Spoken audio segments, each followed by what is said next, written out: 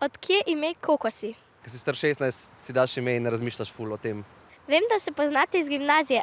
A mi je bila kdaj v gimnaziji še čista punca? Vsi štirje smo kar veliki fani Izidorjeve mami.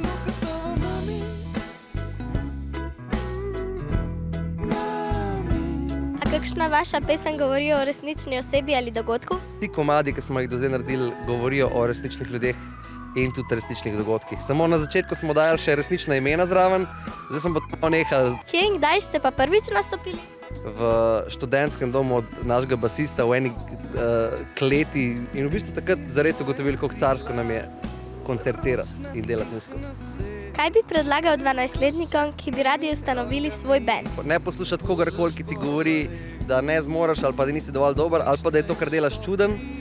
In drugo kot drugo, še bolj pomembno, bod zvest samo sebi in iskren in avtentičen. Vsi se mi zdi, da nas zanese veliko to, da fejkamo za uspešnimi primeri.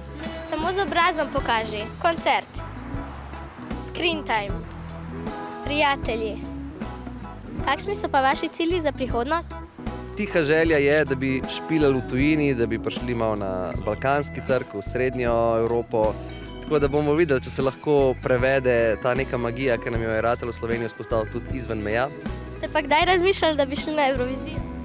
Smo tudi to razmišljali, je pa to dvorezen meč, ker v bistvu moraš narediti karikaturo sami sebe na Euroviziji in ti lahko ljudje zaradi tega malo zamerijo. A bi nastopili mogoče tudi na moji osnovni šoli? Pa z veseljem, dajmo se zmeniti. Imaš še kakšno sporočilo zame ali za moje vrstnike? Dajte, kar se da možno imeti realne stike z realnimi ljudmi. Pejte čim več s frendi, delati bedarije. Dajte, kar se da možno biti ljudje in čim manj računalniški droni na ekranih. Super.